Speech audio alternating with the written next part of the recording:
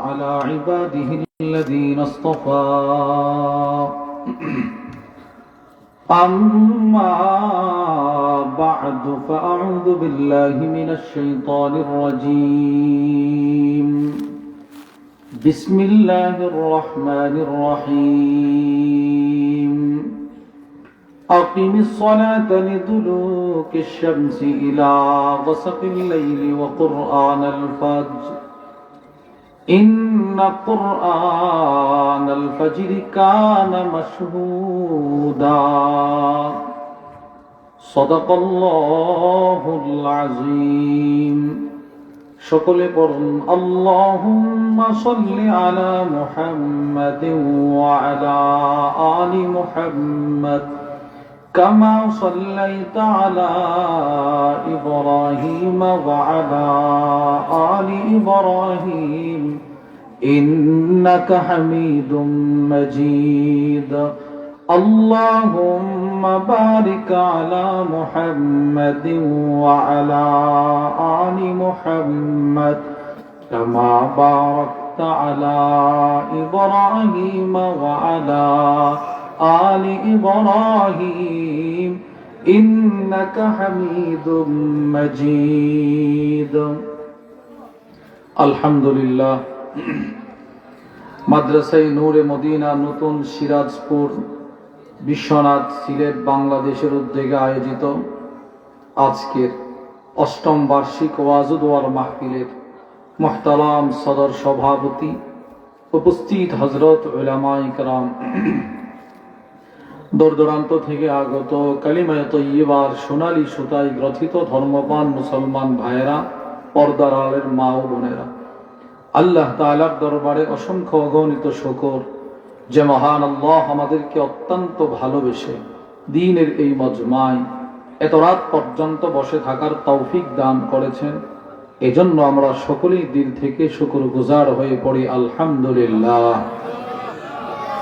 আপনাদের সামনে কুরআনুল কারীমের সূরাতু বনী ইসরাঈলের একখানা আয়াতে কারীমা অংশ আল্লাহ তাআলার দয়া, আল্লাহর অনুগ্রহে আমার তিলাওয়াত করার সৌভাগ্য হয়েছে। এই আয়াতে কারীমার অংশকে সামনে রেখে কোরআন ও হাদিসের আলোকে গুরুত্বপূর্ণ একটি বিষয়ে কিছু কথা বলার আশা রাখি। ওয়ামা তৌফিকি ইল্লা বিল্লাহ। আল্লাহ তাআলা বলনেওয়ালা, শ্রবণ করনেওয়ালা উভয়কে আমল ইখলাসের সাথে বলার, শ্রবণ করার তৌফিক দান করেন, বলেন আমিন। মেরে ভাই, আমার তিলাওয়াতকৃত আয়াতে আল্লাহ রাব্বুল আলামিন 5 ওয়াক্ত নামাজের আলোচনা করতে গিয়ে 4 ওয়াক্ত নামাজের তুলনায় ফজরের নামাজের গুরুত্ব খুব জোরালো ভাবে আল্লাহ বর্ণনা করেছেন। সুবহানাল্লাহ বলেন। আল্লাহ আল্লাহর রাসূলকে বলে আকিমিস সালাতা লিদুলুকিশ শামসি ইলা গাসাকিল লাইল।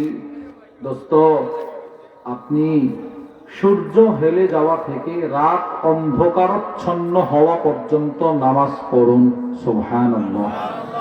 সূর্য হেলে যাওয়া থেকে রাত অন্ধকারাচ্ছন্ন হওয়া পর্যন্ত নামাজ পড়ুন।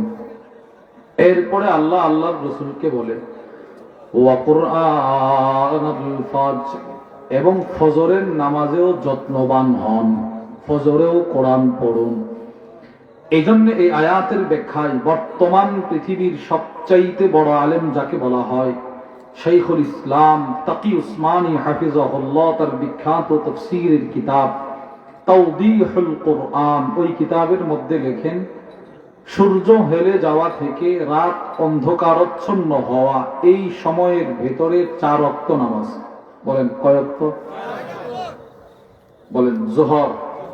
বলেন সবাই, বলেন যোহর, আসর, মাগরিব, এশা। এই 4 নামাজ হলো সূর্য হেলে যাওয়া থেকে রাত অন্ধকারাচ্ছন্ন হওয়া পর্যন্ত। আর ওয়া কুরআনুল ফাজর বলে আল্লাহ ফজরের নামাজকে আলাদা ভাবে উল্লেখ করেছেন। হুজুর বলেন, যেহেতু 4 নামাজকে আল্লাহ একসাথে উল্লেখ করেছেন আর ফজরকে আলাদা ভাবে উল্লেখ করেছেন, এজন্য 4 নামাজের তুলনায় ফজরের দাম কোটি গুণ বেশি। সুবহানাল্লাহ। আমাদের হযরত ওয়ালা হাকিমুন নফস আল্লামা মুফতি মুশতাকুন নবী কাসিমি হাফিজাহুল্লাহ এই বছর রমজানের এতেকাফে হুজুর আমাদেরকে বলছিলেন, কোন মুসলমানের 60 বছরের জুমার নামাজ, কোন মুসলমানের 70 বছরের জুমার নামাজ, সবগুলো জুমা যদি সে বাইতুল্লাহ পড়ে, সবগুলো জুমা যদি সে মসজিদে নববী রসুলের মসজিদে পড়ে, এবার সবগুলো জুমা মিজানের এক পাল্লায় যদি রাখা হয়, আর একজন মুমিনের জিন্দেগির শুধুই মাত্র একদিনের ফজরের 2 রাকাত নামাজ যদি মিজানের অপর পাল্লায় রাখা হয়, হুজুর বলেন ফজরের 2 রাকাত ওজন বেশি হবে। এবার হিসাব করেন ফজরের দাম কত, কি পরিমাণ ফজরের দাম। এবার প্রশ্ন, হুজুর 4 নামাজের তুলনায় ফজরের দাম কেন বেশি? প্রশ্ন, এই প্রশ্নের উত্তরে আল্লাহ বলে, বিসমিল্লাহির রহমানির রহিম, ইন্না কুরআনাল ফাজরি কানা মাশহুদা। কেননা ফজরের সময় ফেরেশতাদের সমাবেশ হয়ে থাকে। বলেন ফজরের সময় কাদের সমাবেশ হয় ভাই? ফেরেশতাদের। কেমনে সমাবেশ হয়? মুসলিম শরীফের বর্ণনা, وعن أبي هريرة رضي الله تعالى عنه قال أبو هريرة رضي الله تعالى عنه থেকে বর্ণিত তিনি বলেন, قال النبي صلى الله عليه وسلم, নবীজি সাল্লাল্লাহু আলাইহি ওয়াসাল্লাম ইরশাদ করেন, يتعاقبون فيكم ملائكة بالليل وملائكة بالنهار। নবীজি সাল্লাল্লাহু আলাইহি ওয়াসাল্লাম ইরশাদ করে, দিনের ডিউটিরত ফেরেশতা, রাতের ডিউটিরত ফেরেশতা, এরা আয়েশা ফজরের সময় একত্রিত হয়। সুবহানাল্লাহ বলেন। পুরা এলাকা যতগুলো সৃষ্টিজীব আছে সকলের পিছনে আল্লাহ ফেরেশতা লাগায় রাখছে। আল্লামা ইমাম জালালউদ্দিন সুয়ুতি রাহিমাহুল্লাহ তার বিখ্যাত কিতাবের নাম আল হাবাইক ফি আখবারিল মালাইক, ওই কিতাবের মধ্যে আছে যতটা গাছ আছে, যতটা গাছে যতটা পাতা আছে, প্রতিটা পাতার সাথে একজন করে ফেরেশতা আছে। আচ্ছা এবার আপনি কি হিসাব করেন তো, আমাদের এই সিরাজপুরে করই গাছ কি পরিমাণ আছে? বুঝেন নাই? আম গাছ কি পরিমাণ আছে? কাঁঠাল গাছ কি পরিমাণ আছে? আচ্ছা এবার প্রতিটা পাতার সাথে যদি একজন করে ফেরেশতা থাকে, তো কি পরিমাণ ফেরেশতা আজকে ফজরের সময় একত্রিত হয়েছিল? সুবহানাল্লাহ বলে না? এবার এই ফেরেশতারা আসরের সময় গেছে আল্লাহর কাছে। আসরের সময় একদল ফেরেশতা আছে, এরা আগামীকালকে ফজরের সময় যাবে আল্লাহর কাছে। তো আল্লাহ বলবে, ফজরের সময় তো আসছো, আমার বান্দারে কোন হালতে দেখে আসছো? ফেরেশতারা বলবে, আল্লাহ তারাকনাহুম ওয়া হুম ইউসাল্লুন, যখন এদেরকে ছেড়ে আমরা আসছিলাম ফজরের সময়, দেখছি এরা শীতের রজনীতে দাঁড়ায়া ফজরের নামাজি ছিল। এজন্য আল্লাহ রাব্বুল আলামিন বলেন ফজরের দাম সবচেয়ে বেশি। তাহলে কোরআন থেকে আমরা বুঝলাম 4 নামাজের তুলনায় ফজরের দাম কম না বেশি? বেশি। এবার রাসূলুল্লাহ সাল্লাল্লাহু আলাইহি ওয়াসাল্লাম হাদিসে কি বলে দেখেন, قال رسول الله صلى الله عليه وسلم, মুসলিম শরীফের বর্ণনা, আল্লাহর রাসূল বলেন, إن أثقل صلاة على المنافقين صلاة العشاء وصلاة الفجر। আল্লাহর রাসূল বলেন ফজরের নামাজ আমার উম্মতের উপরে বড় কঠিন। উম্মতের মধ্যে কার? মুনাফিকদের উপরে বড় কঠিন। কোন মুনাফিক ফজরের নামাজ পড়তেই পারে না, আর কোন মুমিন ফজর ছাড়তেই পারে না। সুবহানাল্লাহ বলেন। বলেন মুমিন, বলেন মুমিন ফজর ছাড়ে না, আর মুনাফিক ফজর পড়তে পারে না। তাহলে আবার আমরা মুনাফিক না মুমিন হব? তাহলে মুমিন হলে ফজর ছাড়বো না ধরবো? বলে না সবাই, ফজর ছাড়বো না ধরবো? আল্লাহু আকবার। আল্লামা মুহাম্মদ ইবনে আব্দুল বাকি আয-যুরকানি তার বিখ্যাত মুওয়াত্তার শরহ আয-যুরকানি আলা মুওয়াত্তা লিল ইমাম মালিক, ওটার মধ্যে নিয়ে আসছে, সাহাবাদের যুগে কেউ যদি ফজরে না আসতো, সব সাহাবী মনে করতো সে মুনাফিক হয়ে গেছে। নাউযুবিল্লাহ বলেন। وعن عبد الله بن عمر رضي الله تعالى عنهما قال, আব্দুল্লাহ ইবনে উমর থেকে বর্ণিত তিনি বলেন, কুন্না ইযা ফাকাদনা আর-রাজুল, ও সাহাবারা শোনো, ও পৃথিবীর মানুষ শোনো, আব্দুল্লাহ ইবনে উমর বলে, নবীজির জামানাতে কোন সাহাবী যদি ফজর নামাজে না আসতো, আসানা বিহি জন, আমরা মনে করতাম সে মুনাফিক হয়ে গেছে। নাউযুবিল্লাহ বলেন। এই জন্য সাহাবারা ফজরের ব্যাপারে খুব সতর্ক ছিলেন। সাহাবারা ফজরের ব্যাপারে খুব সতর্ক ছিলেন। রাসূল ফজরের ব্যাপারে উম্মতকে সতর্ক করতেন। সুবহানাল্লাহ বলেন। আপনি শুনলে আশ্চর্য হবেন। তিরমিজি শরীফের 3206 নম্বর হাদিসের বর্ণনা। وعن أنس بن مالك رضي الله تعالى عنه قال أنس بن مالك رضي الله تعالى عنه থেকে বর্ণিত, তিনি বলেন أن رسول الله صلى الله عليه وسلم كان يمر بباب فاطمة নবীজি সাল্লাল্লাহু আলাইহি ওয়াসাল্লাম নিজের মেয়ে ফাতেমা রাদিয়াল্লাহু তাআলা আনহার ঘরের পাশ দিয়ে 6টা মাস এমন ভাবে যাতায়াত করলেন। আনাস ইবনে মালিক বলেন আল্লাহর রাসূল ফাতেমা রাদিয়াল্লাহু তাআলা আনহার ঘরের পাশ দিয়ে 6 মাস এমন ভাবে যাতায়াত করলেন। বলে ফজরের সময় রাসূল যখন মসজিদ নববীতে যাইতেন, ফাতেমার ঘরের সামনে গিয়ে দাঁড়াইতেন। দাঁড়ায়া ফাতেমার ঘরে এইভাবে ফাতেমার ঘুম থেকে জাগ্রত করতেন। সুবহানাল্লাহ বলেন। আল্লাহর রাসূল ফাতেমা রাদিয়াল্লাহু তাআলা আনহার ঘরে আওয়াজ করে আর বলতে লাগলো, ফাতেমা ফজরের সময় কিন্তু চলে যাচ্ছে, ফজরের সময় কিন্তু চলে যাচ্ছে, ফজরের সময় কিন্তু চলে যাচ্ছে। আলী ফজরের সময় কিন্তু চলে যাচ্ছে, ফজরের সময় কিন্তু চলে যাচ্ছে। হাসান ফজরের সময় কিন্তু চলে যাচ্ছে, হুসাইন ফজরের সময় কিন্তু চলে যাচ্ছে। আমি নানা কিন্তু মসজিদে চলে যাচ্ছি, চলে আসো। সুবহানাল্লাহ বলেন। নবীজি ফজরের জন্য পরিবারের সতর্ক করছে কিনা বলেন?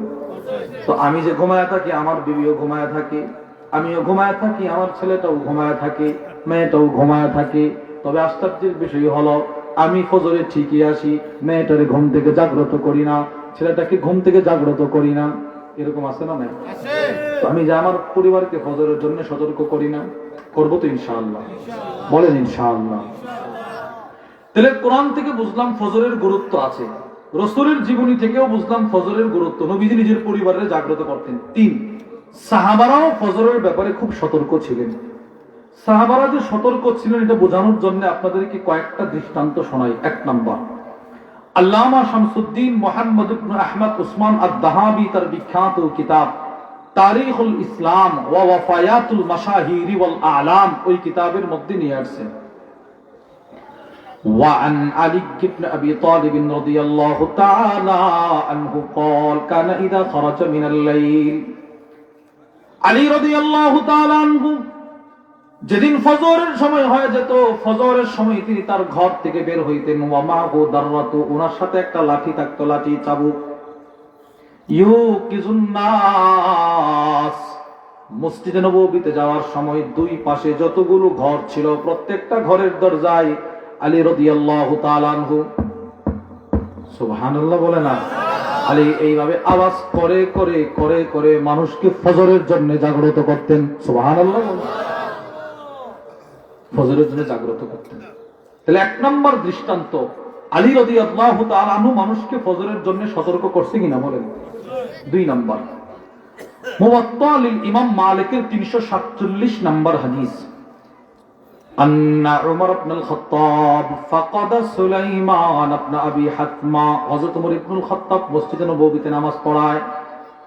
খলিফাতুল মুসলিমিন হযরত উমর মসজিদে নববীতে নামাজের নিয়ত বাঁধলেন, ফজরের নামাজ পড়াইতেছেন, ফজরের নামাজ পড়াইতেছেন। ফজরের নামাজ পড়ানোর পর তিনি তাকায় দেখে নিয়মিত একজন মুসল্লি যিনি সব সময় ফজর পড়তেন সে মসজিদে অনুপস্থিত নাই। নাম তার সুলাইমান।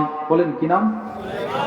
উমর ইবনে আল-খাত্তাব সালাম ফিরাইলেন, এবার ঘুরে বসলেন, কি ব্যাপার? সুলাইমান নাই। সুম্মা গাদা ইলা সুক, ওমর দৌড়ায়া বাজারের দিকে দৌড়ে চলে গেলেন। প্রশ্ন, হুজুর বাজারের দিকে কেন গেলেন? ও মাসকানু সুলাইমান বাইনা সুকি ওয়াল মসজিদিন নববী, মূলত বাজারের দিকে যায় নাই। যেই সাহাবী আজকে নামাজ পড়তে আসে নাই ফজর, তার বাড়িটা ছিল মসজিদে নববী আর বাজারের মাঝখানে। সুবহানাল্লাহ বলেন। তো মুসল্লি কি হইল রে, এটা খবর জানার জন্য ওমর দৌড়াইতেছে। আল্লামা ইমাম মালিক রাহিমাহুল্লাহ নিয়ে আসেন, ফামাররা আলা শিফাহ, উমর ইবনে আল-খাত্তাব সুলাইমান যিনি নামাজে আসে নাই তার মায়ের পাশ দিয়ে যায়। হযরত ওমর সুলাইমানের মাকে ডাক দিয়ে বলে, সুলাইমানের মা, লাম আরা সুলাইমান ফি সালাতিস সুবহ, কি হইল তোমার সন্তানকে যে আজকে ফজরে দেখলাম না, ব্যাপার কি? মুনাফিক টুনাফিক হয়ে গেছে নাকি? না না, খলিফাতুল মুসলিমিন কি বলি নাকি, আমার ছেলে মুনাফিক হয় নাই তো ফজরে আসলো না কেন, ফজরে আসলো না কেন, জবাব দাও। এবার মা বলে, ওমর ইন্নাহু বাতা ইউসাল্লি, আমার ছেলেটা সারা রাত দাঁড়ায় তাহাজ্জুদ নামাজের রাত কাটায়া দিছি। সুবহানাল্লাহ। ওমর বলল, তাহাজ্জুদ করছে ভালো কথা, তো ফজর আসলো না কেন? এবার সুলাইমানের মা কাঁদতেছে আর বলতেছে, ওমর আমার ছেলেটা সারা রাত দাঁড়িয়ে তাহাজ্জুদে কাটাইছি, ঠিক আছে, রাত যখন গভীর হয়ে গেল আমার ছেলেটা ক্লান্ত হয়ে গেল, বিছানায় একটু শরীরটা লাগাইলো, এই মনোভাব নিয়ে একটু বিশ্রাম নিয়ে আবার ফজরে শরীক হব। পাগলাবাতহু আইনা, ঘুমানোর সাথে সাথে তার দু চোখে ঘুমে পরিপূর্ণ হয়ে গেল। কোন ফাঁক দিয়ে ফজরের সময়টা চলে গেল আমিও বলতে পারি নাই, ছেলেটাও বলতে পারে নাই। তখন ওমর ইবনুল খাত্তাব কি বক্তব্যটা দিল দেখেন। ওমর বলে, সুলাইমানের মা শোনো, লা আন আশহাদা সালাতাস সুবহি ফিল জামাআ, ফজরের নামাজ জামাতের সাথে উপস্থিত হওয়া, ফজরের নামাজ জামাতের সাথে পড়তে পারা, আহাব্বু ইলাইয়া মিন আন আকুমা লাইলা, সারা রাত দাঁড়ায় তাহাজ্জুদ পড়ার চাইতে কোটি গুণ বেশি দামি। সুবহানাল্লাহ বলেন। এবার বলেন, সারা রাত্র তাহাজ্জুদের দাম বেশি না ফজরের দাম বেশি? এবার সারা রাত্র মাহফিলের দাম বেশি না ফজরের দাম বেশি? হ্যাঁ, মাহফিল করে যদি ফজর পড়া যায় তো শোনাই সোহাগা, ফজরের দাম বেশি। নবীজি বলেন, আরে ওমর বলে, আমার কাছে ফজরের নামাজ জামাতের সাথে পড়তে পারার দাম কোটি গুণ বেশি। সুবহানাল্লাহ বলেন। তাহলে দ্বিতীয় দৃষ্টান্ত, সাহাবাদের ভেতরেও ফজরের ব্যাপারে ওনারা সতর্ক ছিলেন কিনা? 3 নাম্বার, রাসূলুল্লাহ সাল্লাল্লাহু আলাইহি সাল্লামের একজন সাহাবী ছিলেন, নাম হারেসা। বলেন কি নাম? হারেসা। উনি এমন একজন সাহাবী, আল্লামা ইমাম শামসুদ্দিন যাহাবী রাহিমাহুল্লাহ তার কিতাব সিয়ারু আ'লামিন নুবালার মধ্যে লেখেন, আল্লাহর রাসূল যখন মেরাজের রজনীতে জান্নাতে ঘুরে, জান্নাতে আল্লাহর রাসূল একজন সাহাবীর পায়ের আওয়াজ শুনছিলেন, নাম তার বেলাল। জিবরিলের মাধ্যমে রাসূল একটু সামনে গেলেন, জান্নাতে গিয়ে দেখে আরেকজন সাহাবীর কণ্ঠে কোরআনে কারীমের তেলাওয়াত শোনা যায়। আরে সুবহানাল্লাহ জোরে বলেন। সাহাবীর তেলাওয়াত শোনা যায়। কোন সাহাবীর তেলাওয়াত জান্নাতে শোনা যেত, আর কোন সাহাবীর তেলাওয়াত শোনার জন্য জান্নাতের ফেরেশতারা দুনিয়াতে চলে আসতো। সুবহানাল্লাহ। বুঝেন নাই? কোন সাহাবীর তেলাওয়াত জান্নাতে শোনা যায়, আর কোন সাহাবীর তেলাওয়াত শোনার জন্য জান্নাতের ফেরেশতারা দুনিয়াতে চলে আয়। আবু দাউদ শরীফের 5224 নম্বর হাদিসের বর্ণনা, وعن عبد الرحمن بن أبي ليلى عن أسيد بن حضير رجل من الأنصار قال, হযরত আব্দুর রহমান ইবনে আবি লাইলা বর্ণনা করেন, নবীজির একজন সাহাবী ছিলেন, নাম তার উসাইদ ইবনে হুদাইর। ওয়া কানা ফীহি মিজাহুন আও মুজাহ, এই সাহাবী ছিল বড় রসিক মানুষ, কথা বললে মানুষ শুধু হাসতো, সে মানুষকে বড় সুন্দর করে হাসাইতে পারত। হযরত আব্দুর রহমান ইবনে আবি লাইলা বলে, একদিন উসাইদ ইবনে হুদাইর কয়েকজন সাহাবীকে রাস্তায় দাঁড়ায় দাঁড়ায় হাসাইতেছেন। ফাতা'নাহু রাসূলুল্লাহ সাল্লাল্লাহু আলাইহি ওয়াসাল্লাম ফি খাসিরাতিহি বিউদিন, নবীজি সাল্লাল্লাহু আলাইহি ওয়াসাল্লাম এই সাহাবীর পিছন দিক থেকে আসলেন। নবীজির হাতে একটা লাঠি ছিল, আল্লাহর রাসূল সেই লাঠিটা দিয়ে সাহাবীর কোমরে একটা খোঁচা দিলেন। সুবহানাল্লাহ বলেন। নবীজি এখানে একটা খোঁচা দিয়েছে। এই উসাইদ, মানুষকে এত হাসাও কেন? এই কথাটা বললো আর কি। সাহাবী তার ঘাটটা ঘোরাইলো, কে রে আমারে খোঁচা দিল? তাকায় দেখে ফাইজা রাসূলুল্লাহ, তিনি আল্লাহর নবী। সুবহানাল্লাহ বলেন। আরে নবী আমার, বাস কিছু বলে না, আদবের সাথে রাসূলকে বলতে লাগলেন, ইয়া রাসূলুল্লাহ আসবিরনি, আপনি আমারে কষ্ট দিবেন, আমিও আপনার একটা আঘাত করে কষ্ট দিয়ে প্রতিশোধ নিতে চাই, সুযোগ দেন। আল্লাহর রাসূল সাথে সাথে নিজের হাতের লাঠি এটা সাহাবীর হাতে দিয়ে দিলেন। সুবহানাল্লাহ বলেন। আল্লাহর রাসূল নিজের লাঠিটা সাহাবীর হাতে দিয়ে বললেন, ঠিক আছে, আমি তোমার কোমরে আঘাত করছি, তুমিও আমার কোমরে একটা আঘাত করে প্রতিশোধ নাও। সাহাবী আবার বলতে লাগলেন, ইয়া রাসূলুল্লাহ, ওগো নবীজি, ইন্না আলাইকা কমিসান ওয়া লাইসা আলাইয়া কমিস, আপনি যখন আমাকে আঘাত করেছিলেন তখন আমার কোমরে আমার শরীরে কোনো কাপড় ছিল না, কিন্তু আমি যদি এখন আপনার আঘাত করি, লাঠির আঘাতটা প্রথমে আপনার জুব্বায় লাগবে, তারপরে চামড়ায় লাগবে, পরিপূর্ণ হবে না বিচার, পরিপূর্ণ পরিশোধ হবে না, প্রতিশোধ নেওয়া হবে না। কি বলতে চাও তুমি? নবী গো, অনুগ্রহ করে আপনি আপনার জুব্বাটা খোলেন। সব সাহাবারা জিহ্বায় কামড় দিয়ে কান্না শুরু করে দিল, কিরে উসাইদ কি পাগল হয়ে গেল কিনা। আল্লাহর রাসূলকে জুব্বা খুলতে বলে, ফাকাশাফা রাসূলুল্লাহি সাল্লাল্লাহু আলাইহি ওয়াসাল্লাম আন কামিসি, আল্লাহর রাসূল নিজের জুব্বাটা নিজে খুলে ফেললেন। আল্লাহর রাসূল নিজের জুব্বাটা খুইলা নবীজির কমর মোবারকটা প্রকাশ করে দিলেন। সুবহানাল্লাহ। এই যে রাসূলের কমরটা কত সুন্দর ছিল, কি পরিমাণ সুন্দর ছিল। আকাশের যতগুলো তারকা আছে সবগুলো যদি এক জায়গায় একত্রিত করা হয়, আকাশের যতগুলো চাঁদ আছে সবগুলো যদি এক জায়গায় একত্রিত করা হয়, আকাশের যতগুলো সূর্য আছে সবগুলো যদি এক জায়গায় একত্রিত করা হয়, এবার তারকা, এবার চাঁদ, এবার সূর্য, সবগুলো এক জায়গায় একত্রিত করলে সুন্দর কেমন হবে? সুবহানাল্লাহ বলেন। এর চাইতে কোটি কোটি কোটি কোটি কোটি কোটি কোটি কোটি গুণ বেশি সুন্দর ছিল আপনার রাসূলের কমর মোবারক। সুবহানাল্লাহ। আল্লাহর রাসূল নিজের কমরটা প্রকাশ করে বললেন, সাহাবী ঠিক আছে, তাড়াতাড়ি তুমি আমার কমর একটা আঘাত করে প্রতিশোধ নাও। সাহাবী হযরত উসাইদ ইবনে হুদাইর লাঠিটা নিয়ে রাসূলের সামনে গেলেন। ফাহতাদানাহু, নবীজির সামনে গিয়ে সাহাবী হাতের লাঠিটা ছেড়ে দিলেন, আল্লাহর রাসূলকে জড়ায়া ধরলেন। ওয়া জাআলা ইউকাব্বিলু কাশহাহু, নবীজির কমর মুবারকে একের পর এক চুমা দেওয়া শুরু করে দিলেন। নবীজির কমরে চুমা খায়, চুমা খায়, চুমা খায়। আল্লাহ রাসূল একটা ধাক্কা দিয়ে বলে, উসাইদ আমাকে না আঘাত করতে আসছিল, এখন কেন চুমা খাও? উসাইদ ইবনে হুদাইর বলে, আরাদতু হাযা ইয়া রাসূলুল্লাহ, নবী গো আমি কি আপনাকে আঘাত করতে পারি এই সাহস কি আমার আছে? আমি তো আপনার কোমরে আমার দুইটা ঠোঁট লাগায়া আমার ঠোঁটগুলোকে দামি বানাইতে চাইলাম। বুখারীর বর্ণনায় আছে, বুখারীর মধ্যে আছে, এই সাহাবী নবীজির কোমরে তার ঠোঁটটা লাগানোর পর আন্না উসাইদ ইবনে হুদাইর লাম্মা ক্বারা সূরাতুল কাহফ, এই সাহাবী যার দুইটা ঠোঁট নবীজির কোমর মোবারকে লাগানো হয়েছে, এই সাহাবী যখন পরবর্তীতে আল্লাহর কোরআন তিলাওয়াত করতেন, তানাজ্জালাতিল মালাইকাতু লিসামাইহা, তার তেলাওয়াত শোনার জন্য আকাশ থেকে দলে দলে ফেরেশতা তার ঘরের দরজার সামনে এসে দাঁড়ায় যেত। তাহলে আমরা বুঝলাম কোন কোন সাহাবীর তেলাওয়াত শোনার জন্য আকাশ থেকে ফেরেশতারা চলে আসে, আর কোন কোন সাহাবীর তেলাওয়াত জান্নাতেও শোনা যায়। সুবহানাল্লাহ বলেন। তো আল্লাহর রাসূল মেরাজের রজনীতে ঘুরতেছেন, জিবরিলকে বলে, জিবরিল এই তেলাওয়াতের আওয়াজটা কার? জিবরিল বলে, ইয়া রাসূলুল্লাহ আপনার একজন সাহাবী নাম তার হারেসা। সুবহানাল্লাহ বলেন।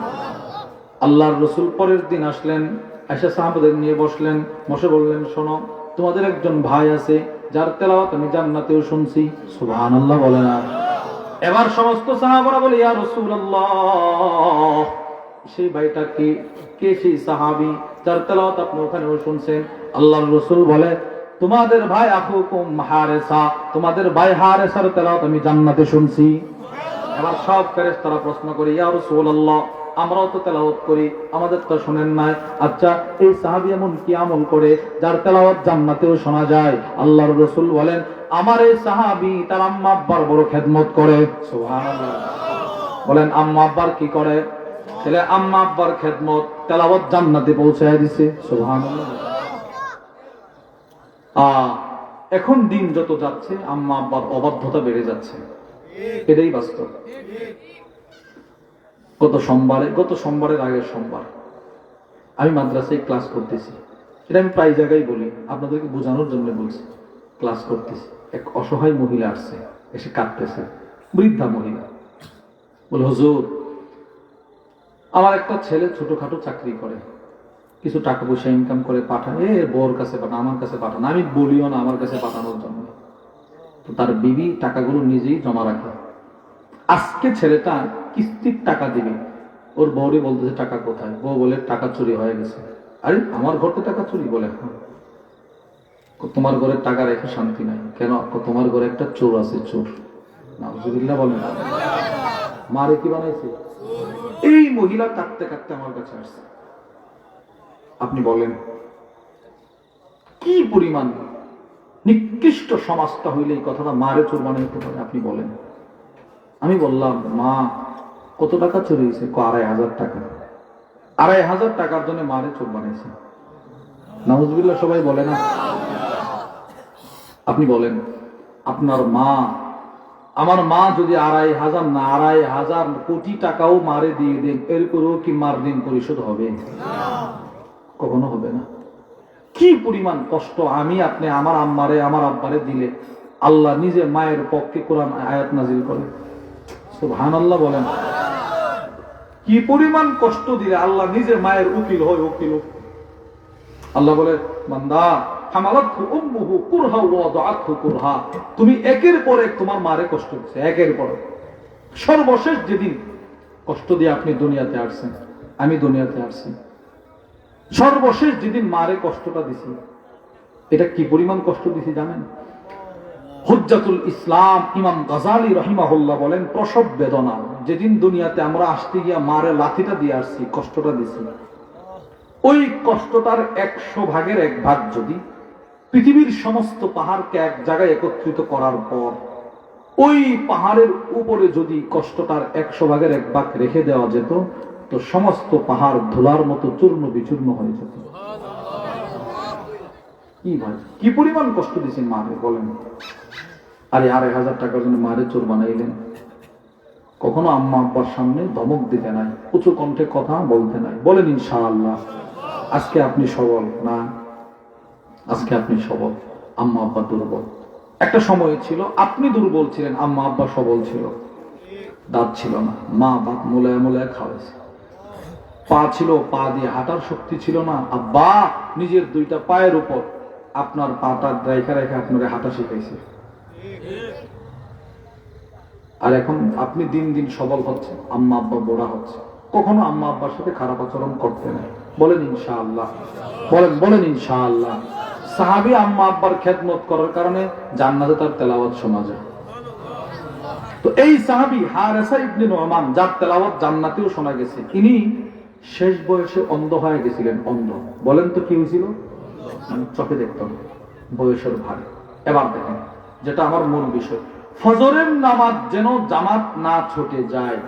ইমাম শামসুদ্দিন যাহাবী লেখে, ফাজাআলা খায়তাম মিন মুসাল্লা ইলাল মসজিদিন নববী, বড় একটা রশি কিনছে, দড়ি কিনছে, রশিটার একটা মাথা নিজের বাড়ির খুঁটিতে বাঁধলেন, নিজের বাড়িতে নিজের ঘরে বাঁধলেন, আর একটা রশির মাথা, রশিটার অপর মাথাটা মসজিদে নববীর খুঁটিতে বাঁধছে। সুবহানাল্লাহ।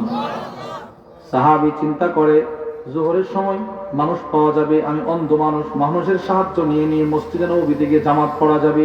আসরের সময় মানুষ পাওয়া যাবে, মাগরিবের সময় মানুষ পাওয়া যাবে, এশারের সময় মানুষ পাওয়া যাবে। কিন্তু ফজরের সময়, গাফলতের সময় সবাই যার যার ঘুম নিয়ে ব্যস্ত থাকবে। ওই সময় যদি আমি কাউরে না পাই আর আমার জিন্দেগির ফজর যদি ছুটে যায়, আল্লাহর কাছে কি জবাব দিব?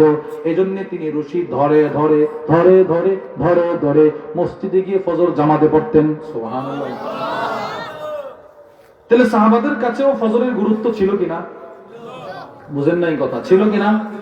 তাহলে কোরআনেও ফজরের গুরুত্ব পাইলাম, হাদিসেও ফজরের গুরুত্ব পাইলাম, নবীজির জীবনীতেও ফজরের গুরুত্ব পাইলাম, সাহাবাদের জীবনীতেও ফজরের গুরুত্ব পাইলাম। এবার মনে করেন আপনি নিয়ত করছেন ফজর পড়বেন, বলেন ইনশাআল্লাহ। হাত উঠান, বলেন ইনশাআল্লাহ। জোরে বলে না, জোরে বলে না ইনশাআল্লাহ। এবার শুনেন, ফজরের নিয়ত করতে গিয়ে তাহলে ফজরের সময় আমার উযু করা লাগবে কিনা?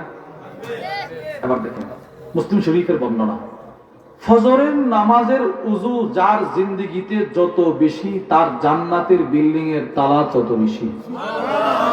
প্রত্যেকের জান্নাতে বিল্ডিং থাকবে। সুবহানাল্লাহ বলেন। আচ্ছা, ওই বিল্ডিং এর এক একটা তালা কত বড় হবে জানেন? বুখারীর বর্ণনা, ওয়া আন আবি হুরায়রা রাদিয়াল্লাহু তাআলা আনহু قال, আবু হুরায়রা রাদিয়াল্লাহু তাআলা আনহু থেকে বর্ণিত, তিনি বলেন, قال النبي صلى الله عليه وسلم ان في الجنه 100 درجه, আল্লাহর রাসূল বলেন জান্নাতে 100 তলা বিল্ডিং আছে, 100 তলা বিল্ডিং। সুবহানাল্লাহ বলেন। আচ্ছা, এবার এই বিল্ডিংটার এক একটা তলা কত বড়? আল্লাহর রাসূল বলেন, মা বাইনাদ দারাজাতাইন, জান্নাতের এক একটা তলা থেকে এক এক তলার দূরত্ব, অর্থাৎ জান্নাতের বিল্ডিং এর ফ্লোর থেকে ছাদের দূরত্ব কামা বাইনাস সামাই ওয়াল আরদ, দুনিয়ার জমিন থেকে আকাশের দূরত্ব। সুবহানাল্লাহ। আচ্ছা, এবার চিন্তা করেন তো, যেই বিল্ডিংটার এক একটা তলার দূরত্ব জমিন থেকে আকাশ, ওই বিল্ডিং এর 100 তলা কত বড় হবে? তাহলে এবার আমাদের মাদ্রাসায়ে নূরে মদিনা নতুন সিরাজপুরের একজন হাফিজ কোরআনকে হাসরের ময়দানে যে 6,666 খানা একটা বিল্ডিং দেওয়া হবে, ওই বিল্ডিংটার এক এক তালা যদি এত বড় হয় তো 6,666 খানা তালাটা কত বড় হবে? সুবহানাল্লাহ বলেন না। এটা কত বড় হবে বিল্ডিং, এটা হিসাব করেন। আপনি মনে করবেন হুজুর আমার তো শুধু 100 তালা থাকবে, হাফেজ কোরআন তো 6,666, তাহলে আমি কি আমার তালার ফাউন্ডেশন আরো বাড়াতে পারবো না? হ্যাঁ, বাড়াইতে পারবেন। কেমনে মানুষ তার বিল্ডিং এর তালা বাড়াবে? আল্লাহর রাসূল বলেন, ফজরের উযু যার যত বেশি, বিল্ডিং এর তালা তার তত বেশি। সুবহানাল্লাহ। মুসলিম শরীফের বর্ণনা। وعن أبي هريرة رضي الله تعالى عنه قال, আবু হুরায়রা রাদিয়াল্লাহু তাআলা আনহু থেকে বর্ণিত, তিনি বলেন, قال النبي صلى الله عليه وسلم, নবীজি সাল্লাল্লাহু আলাইহি ওয়াসাল্লাম একদিন সাহাবাদের মজমায় আসলেন, এসে বলতে লাগলেন, সাহাবারা রে, আলা আদুল্লুকুম আলা মা ইয়ামহুল্লাহু বিহিল খাতায়া ওয়া ইয়ারফা'ু বিহিদ দারাজাত। ও সাহাবারা, আমি কি তোমাদেরকে এমন কয়েকটা আমলের কথা বলে দিব যে আমলগুলো তোমার জিন্দেগীর গুনাহগুলোকে মিটাইয়া দিবে? সুবহানাল্লাহ বলেন। 2 নাম্বার, যে আমলগুলো জিন্দেগীর গুনাহ মিটাবে, পাশাপাশি জান্নাতে তোমাদের মর্যাদা, বিল্ডিং এর তালা বাড়াবে। সুবহানাল্লাহ বলেন। সব সাহাবারা বলতে লাগলেন, বালা ইয়া রাসূলুল্লাহ, অবশ্যই আল্লাহর রাসূল। তাড়াতাড়ি বলেন। আল্লাহর নবী বলেন, 1 নাম্বার, কাসরাতুল খুতা ইলাল মাসাজিদ, ফজরের নামাজ, জোহরের নামাজ, আসরের নামাজ, মাগরিবের নামাজ, এশারের নামাজ, নামাজ পড়ার জন্য মসজিদের দিকে যার কদম যত বেশি, জান্নাতে তার তালা তত বেশি। সুবহানাল্লাহ। মনে করেন আপনি নিয়ত করলেন ফজরের নামাজ পড়বেন, এবার ফজর পড়ার জন্য নিজের ঘর থেকে নামাজের নিয়তে বের হইলেন, একটা কদম দিলেন, ওখানে জান্নাতে 1 তালা হয়ে গেছে, আর একটা কদম দিলেন, আর 1 তালা হয়ে গেছে, আর একটা কদম দিলেন, আর 1 তালা হয়ে গেছে। সুবহানাল্লাহ বলেন। আচ্ছা, এবার যে লোকটা 30 বছর পর্যন্ত ফজরের নামাজ জামাতের সাথে পড়ে, তার বিল্ডিং এ কি পরিমাণ তালা?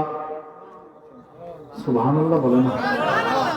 আচ্ছা, এবার যে লোকটা 60 বছর পর্যন্ত নামাজ পড়তে পড়তে পড়তে পড়তে বাঁকা হয়ে গেল, তার বিল্ডিং এর তালাগুলো কেমন হবে? আচ্ছা, এবার সিদ্দিক আকবর রাদিয়াল্লাহু তাআলা আনহুর বিল্ডিং এর তালাগুলো কেমন হবে? ওমর ইবনুল খাত্তাবের বিল্ডিং এর তালাগুলো কেমন হবে? আবু হুরায়রার বিল্ডিং এর তালাগুলো কেমন হবে? উসমানের বিল্ডিং এর তালাগুলো কেমন হবে? সুবহানাল্লাহ বলেন। আচ্ছা, যে সাহাবী অন্ধ হওয়ার পরেও রশি বেঁধে বেঁধে বেঁধে বেঁধে জামাতে শরীক হইল, তার বিল্ডিং এর তালাগুলো কেমন হবে? কি ফজর ছাড়বো না, ধরবো? এবার দেখেন 2 নাম্বার, রাসূল বলে, বিল্ডিং এর তালা বাড়াইতে চাও, ও ইসবাগুল wudu আলাল মাকারিহ, আমার যে উম্মত কষ্ট হওয়া সত্ত্বেও উযু করবে, কষ্ট হওয়া সত্ত্বেও উযু করবে। এবার বলেন, এখন শীতের রজনীতে ফজরের সময় উযুটা করা সহজ না কঠিন? বাস্তব যেটা, এটা কঠিন। ঠান্ডা পানি। আচ্ছা, আমি তো বাড়িতে থাকি, আপনি তো বাড়িতে থাকেন, ফজরের সময় বিবিরে বললে গরম পানি করে দেয়, মারে বললে গরম পানি করে দেয়। আমাদের যে ছোট ছোট বাচ্চাগুলো মাদ্রাসায় নূরে মদিনায় পড়ে, এরকে গরম পানি করে দেয়। এর আম্মা আছে এখানে, আব্বা আছে এখানে। এবার দেখেন, এই ছোট বাচ্চারা যখন ঠান্ডা পানির টেপটা ছাইরা হাতটা স্পর্শ করে, আল্লাহ তাআলার দয়ার সাগরে ঢেউ উঠে যা, এর তালা বাড়াইতে থাক, এর তালা বাড়াইতে থাক, এর তালা বাড়াইতে থাক, এর তালা বাড়াইতে থাক। সুবহানাল্লাহ বলে। আল্লাহ 6,666 তো আছে, তোর রাখো তোমার 6,600, ওইগুলোর উপরে আরো তালা বাড়াইতে থাকো। সুবহানাল্লাহ। এজন্য কারো জান্নাতের বিল্ডিংটা হবে 1,000 তালা, কারো হবে 2,000 তালা, কারো হবে 1 লাখ তালা, কারো হবে 2 লাখ তালা, কারো হবে 1 কোটি তালা, কারো হবে 10 কোটি তালা। সুবহানাল্লাহ বলেন। এবার 1 তালা যদি আসমান থেকে জমিন হয়, তো 1 কোটি তালা বিল্ডিংটা যার হবে, তার বিল্ডিংটা কত বড় হবে? এরাই রাসূল বলছে, মালা আইনুন রাআত, বিল্ডিং এর তালাটা এত সুন্দর, যেটা যে তালা কখনো কোনো চোখ দেখে না, ওয়ালা উদুনুন সামিয়াত, কোনো কান ওই বিল্ডিং এর আওয়াজ শুনে নাই, ওয়ালা খাতারা আলা কলবি বাশার, কোনো অন্তর ওই বিল্ডিং এর কল্পনাও করতে পারবে না। সুবহানাল্লাহ বলেন। কি ভাই, তো ফজর ছাড়বো না ধরবো? বুঝে না, ফজর ছাড়বো না ধরবো? 3 নাম্বার, গুনাহ মাফ হওয়া, বিল্ডিং এর তালা বাড়ানোর 3 নাম্বার আমল, সেটা কি? আল্লাহর রাসূল বলে, ওয়ান্তিজারুস সালাত বাদাস সালাত, 1 নামাজের পরে আরেক নামাজের অপেক্ষা, জান্নাতের বিল্ডিং এর তালা বাড়ানো। সুবহানাল্লাহ বলেন। এশার পড়ছেন, মনে মনে নিয়ত ইনশাআল্লাহ আল্লাহ হায়াতে বাঁচিয়ে রাখলে ফজরটাও পড়বো। আল্লাহর রাসূল বলেন এশা থেকে ফজর প্রতি সেকেন্ডে সেকেন্ডে তোমার তালা বাড়তেছে। সুবহানাল্লাহ বলেন, ফজর পড়বো তো ইনশাআল্লাহ। আচ্ছা, এবার নিয়ত করলেন ফজর পড়বে, এবার আপনি মসজিদে ঢুকলেন, এবার উযু করলেন, উযুর দ্বারা তালা বাড়লো, এবার মসজিদে ঢুকলেন, মসজিদে ঢোকার পরে প্রথমে 2 রাকাত ফজরের সুন্নত আছে না নাই? আল্লাহর রাসূল বলে, মুসলিম শরীফের বর্ণনা, ওয়া আন আয়েশা রাদিয়াল্লাহু তাআলা আনহা قالت আম্মাজান আয়েশা রাদিয়াল্লাহু তাআলা আনহা থেকে বর্ণিত আল্লাহর রাসূল বলেন রাকাআতুল ফজর খায়রুম মিনাদ দুনিয়া জামিআ। আল্লাহর রাসূল বলেন ফজরের 2 রাকাত নামাজ আমি নবীজির কাছে গোটা পৃথিবীর চাইতে শ্রেষ্ঠ। সুবহানাল্লাহ বলেন। এবার আমরা যেন প্রশ্ন করলাম, ইয়া রাসূলুল্লাহ, পৃথিবীর শুরু থেকে কিয়ামত পর্যন্ত যত স্বর্ণ উৎপাদন হবে ওইগুলা থেকেও কি শ্রেষ্ঠ? আল্লাহর রাসূলের হাদিসের ব্যাখ্যা করতে গিয়ে আল্লামা মুহাম্মদ ইবনে সালেহ আল উসাইমিন তার কিতাব আশ-শারহুল মুমতি আলা যাদিল মুস্তাকনি ওই কিতাবের মধ্যে বলে, আদ-দুনিয়া মুনযু খুলিকাত ইলা কিয়ামিস সাআ, পৃথিবীর শুরু থেকে কিয়ামত পর্যন্ত যত স্বর্ণ উৎপাদন হবে, যত হীরা মণি মুক্তা উৎপাদন হবে, যত রূপা উৎপাদন হবে, সবগুলো যদি মিজানের এক পাল্লায় রাখা হয়, 7 আকাশ ওই পাল্লায় রাখা হয়, 7 জমিন ওই পাল্লায় রাখা হয়, মিজানের অপর পাল্লায় যদি কোনো মুমিনের জিন্দেগীর একটা ফজরের 2 রাকাত সুন্নত রাখা হয়, রাসূল কেমন যেন বলতে চাচ্ছেন ফজরের সুন্নতের ওজন বেশি হবে। সুবহানাল্লাহ। আচ্ছা, এবার ফজরের সুন্নতের দাম যদি এত বেশি হয় তো ফজরের ফরজটার দাম কেমন হবে? সুবহানাল্লাহ বলে না সবাই? দামটা কেমন হবে বলে? মুসলিম শরীফের বর্ণনা, আল্লাহর রাসূল বলে, দেখেন قال رسول الله صلى الله عليه وسلم من صلى الفجر في جماعه। আল্লাহর রাসূল বলে, খেয়াল করে হাদিসটা শুনেন, নবীজি বলে যে ব্যক্তি ফজরের নামাজ জামাতের সাথে পড়বে, বলেন যে ব্যক্তি ফজরের নামাজ, সবাই বলেন যে ব্যক্তি ফজরের নামাজ, ফাহুয়া ফি যিম্মাতিল্লাহ, সে সরাসরি আল্লাহর জিম্মায় চলে যাবে। সুবহানাল্লাহ। যে ব্যক্তি ফজরের নামাজ জামাতের সাথে পড়বে সে সরাসরি আল্লাহর জিম্মায় চলে যাবে। সুবহানাল্লাহ। এবার আল্লাহর জিম্মায় যাওয়ার অর্থ কি? আল্লাহর জিম্মায় যাওয়ার 3টা অর্থ লিখেছেন আল্লামা ইব্রাহিম আল কুরতুবী তার বিখ্যাত মুসলিম শরীফের ব্যাখ্যা গ্রন্থ আল মুফহিম লিমা আশকালা মিন তালকিস কিতাবি মুসলিম, ওই কিতাবের মধ্যে লেখেন ফাহুয়া ফি যিম্মাতিল্লাহ, যে ব্যক্তি ফজরের নামাজ জামাতের সাথে পড়বে সে আল্লাহর জিম্মায় চলে যাওয়ার 3 অর্থ। 1 নাম্বার, মান সাল্লাল ফজর ফি জামাআ, যে ব্যক্তি ফজরের নামাজ জামাতের সাথে পড়বে ফি হিফজিল্লাহ, সে আল্লাহর হেফাজতে চলে যাবে। সুবহানাল্লাহ বলেন। হুজুর আল্লাহর হেফাজতের অর্থ কি? ওই লোকটা যে ব্যক্তি ফজর নামাজ পড়বে ওই দিন যত ধরনের বালা মুসিবত সবগুলা থেকে আল্লাহ তাকে হেফাজত করবে। তার ব্যবসা আল্লাহর হেফাজতে চলে যাবে, তার দোকান আল্লাহর হেফাজতে চলে যাবে, তার গাড়ি আল্লাহর হেফাজতে চলে যাবে, তার ক্ষেত আল্লাহর হেফাজতে চলে যাবে। সুবহানাল্লাহ বলেন। কি নাই ফজরে বলেন? ফজরে কি নাই বলেন? বলেন সব আছে। বলেন ফজরে কি নাই? সবাই বলেন ফজরে কি নাই? সব আছে। আমি যে নিতে চাই না, আমি যে নিতে চাই না। 1 নাম্বার, যে ফজরের নামাজ জামাতের সাথে পড়বে ফি হিফজিল্লাহ, সে আল্লাহর হেফাজতে চলে যাবে।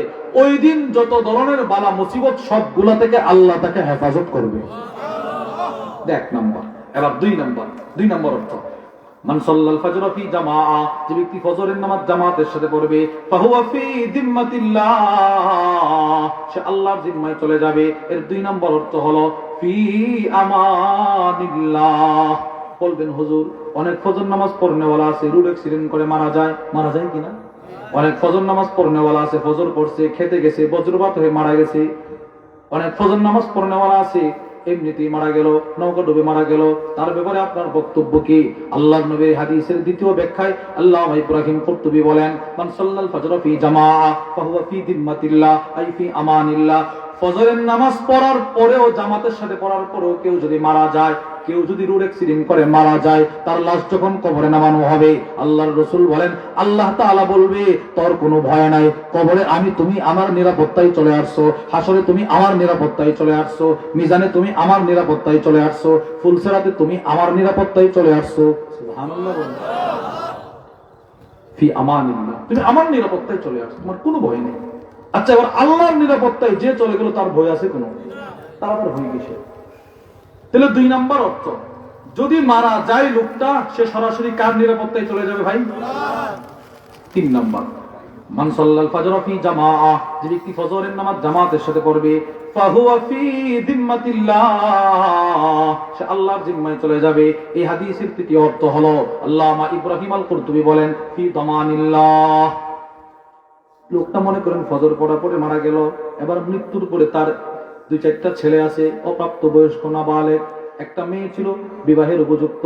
এবার মেয়েটার বিবাহে কে দিবে, মেয়েটার অবস্থা কে দেখাশোনা করবে, মেয়েটার উপযুক্ত জায়গা বিবাহের ব্যবস্থা কে করবে, ছেলেগুলার দেখাশোনা কে করবে, তার ছোট্ট একটা দোকান ছিল, দোকানটার দেখাশোনা কে করবে, তার পরিবারটার দেখাশোনা কে করবে, তার ঘরের হেফাজত কে করবে, তার মালের হেফাজত কে করবে। আল্লাহর রাসূল বলেন, ফজরের নামাজ পড়ে কেউ যদি মারা যায়, তার মেয়েটাকে উপযুক্ত জায়গায় বিবাহে দেওয়ার দায়িত্ব আল্লাহ, তার ছেলেগুলাকে দেখাশোনা করার দায়িত্ব আল্লাহ, তার পরিবারকে হেফাজত করার দায়িত্ব আল্লাহ, তার দোকানটাকে হেফাজত করার দায়িত্ব আল্লাহর। সুবহানাল্লাহ বলেন।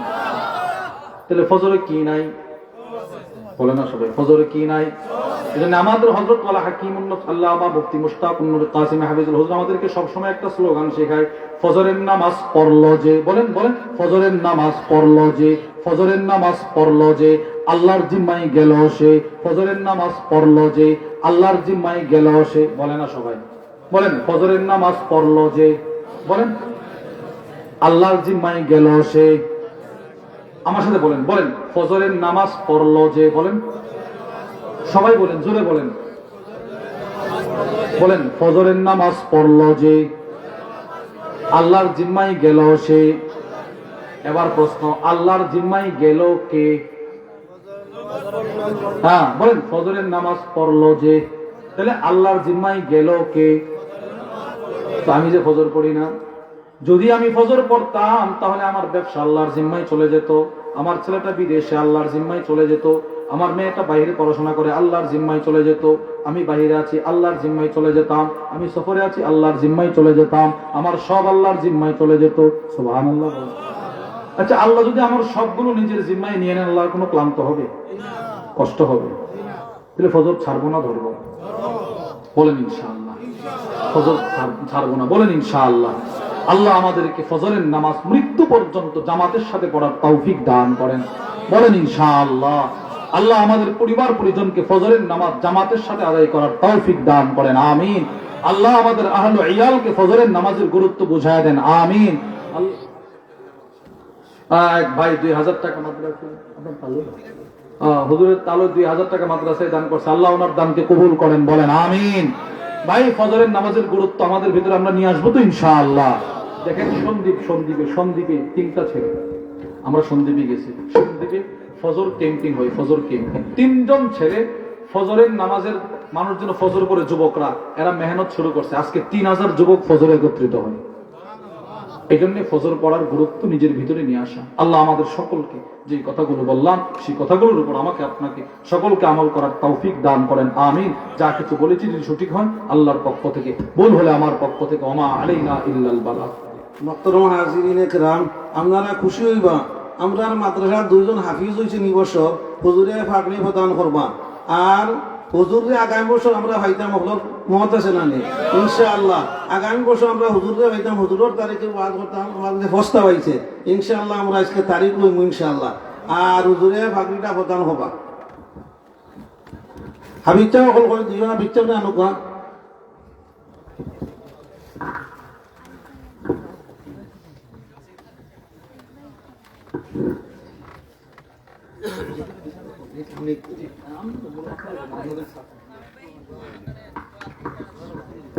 রতপুর নিবাসী, লন্ডন প্রবাসী হাজি নজর আলী সাহেব, তাই 10,000 টাকা মাদ্রাসার দান করছেন। নতুন সিরাজুল নিবাসী আব্দুল নূর সাহেব, তাই 20,000 টাকা দান করছেন মাদ্রাসা, তার তান বই নিয়ে 10,000 টাকা, আর তাই 10,000 টাকা 20,000 টাকা দান করছেন। আপনাদের দোয়া, আপনাদের দোয়া। পুরান সিরাজুল হাফিজুর রহমান